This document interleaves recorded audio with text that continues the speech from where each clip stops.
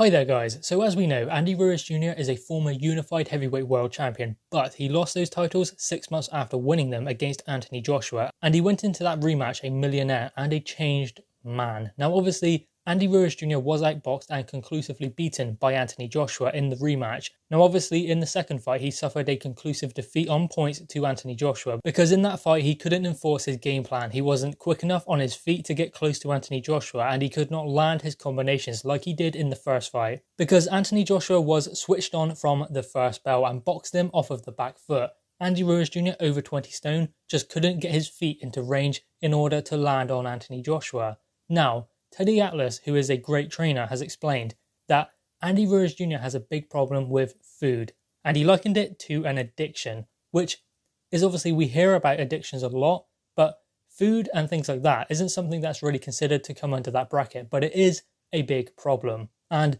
for someone like Andy Ruiz Jr., it seems to be an addiction because before that fight against Anthony Joshua, he did start to lose some weight, but he said that it was his fault and he decided to bulk up and put the weight back on, which doesn't really mean he was trying to bulk up and put the weight back on. What that actually means is he couldn't stick on the diet. So what that really means is he went back to enjoying all of the foods he actually enjoys when he should be enjoying that out of camp, not in training camp. So it's a lack of discipline in that department. He said he wasn't training. He said he wasn't disciplined. He was partying, eating, and he said that is the reason why he could not beat Anthony Joshua again. Now, it's not just that. Anthony Joshua was more switched on in the second fight because remember those first 3 rounds in the first fight, Anthony Joshua was in control but then knocked Ruiz down and then went to close the show too early and Ruiz landed a big shot and that turned the tide of the fight. Now in the rematch, obviously Anthony Joshua was not going to allow that to happen again, so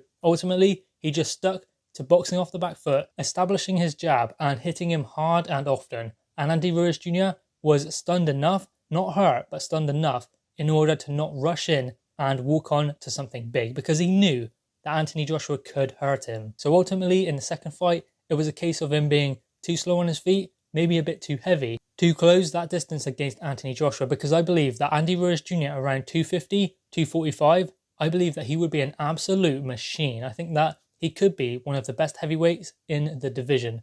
But will he get down to that? Because in this fight against Anthony Joshua, he weighed in about 283. He's about 6 foot, give or take, and he's not the biggest built guy either. He does look big and thick, but that's because he is quite fleshy and he carries a lot of weight. So ultimately, I believe that Andy Ruiz Jr. could get down to around 245, 250, because as I said, he's not the biggest built, he's not the tallest, and he can take a punch. Because when Andy Ruiz Jr. fought Joseph Parker, he weighed in at 255. So that proves he can get down to the weight, and that also proves that he is punching hard as well because Joseph Parker has a granite chin. He's not really going to get knocked out by anyone other than a massive concussive puncher. So ultimately, he was never really going to move Joseph Parker anyway. And Joseph Parker can whack a bit as well. And I didn't see Joseph Parker hurt Andy Ruiz Jr. at any point in that fight. Also, Andy Ruiz Jr. was taking punches, taking bombs from Joseph Parker and walking through them, coming forward and trying to dish out his own. He gave Joseph Parker hell in those first 3 rounds, and even Joseph Parker admitted to that. So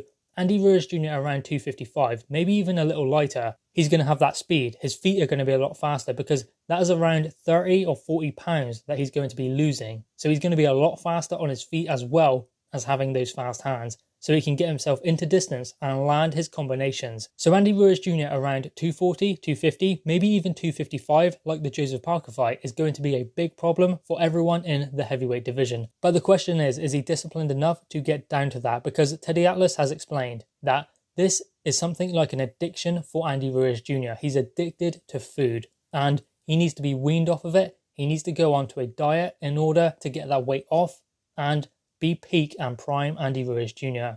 Will we ever see it? We don't know. But I do believe personally that Andy Ruiz Jr. can be a much better fighter than he is. He just needs to get that weight down. Andy Ruiz Jr. at 283 was still fast, still powerful. And for that weight, and considering he's only around 6 foot, and obviously the build of him as well, 283, and still had reasonably fast feet when you consider the size and weight of the man. So ultimately, he's going to have fast feet if he gets down in weight. He's going to have the fast hands. His power won't diminish all that much either.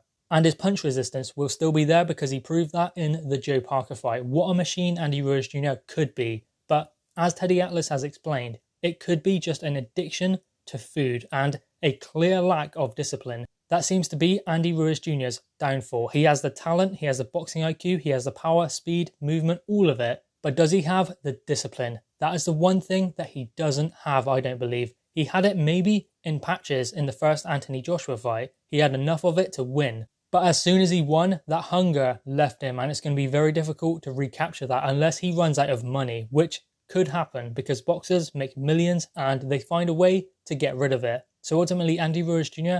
needs something to motivate him in order to get there. Many fighters who aren't as talented as Andy Ruiz Jr. have got a lot further and achieved a hell of a lot more just because they are dedicated. Andy Ruiz Jr. has the talent, but he does not have the dedication. And it doesn't matter whether you have all of the talent in the world, it matters whether you have the dedication in order to go with that. Because someone who is determined and dedicated and refuses to give up will never allow someone with twice the talent and half the determination be better than them. And that is something that Andy Ruiz Jr. needs to work on if he wants to be successful again. Anyway, guys, what are your thoughts on this? Drop your thoughts in the comments below, click your thumbs up and subscribe if you are new. Thanks guys.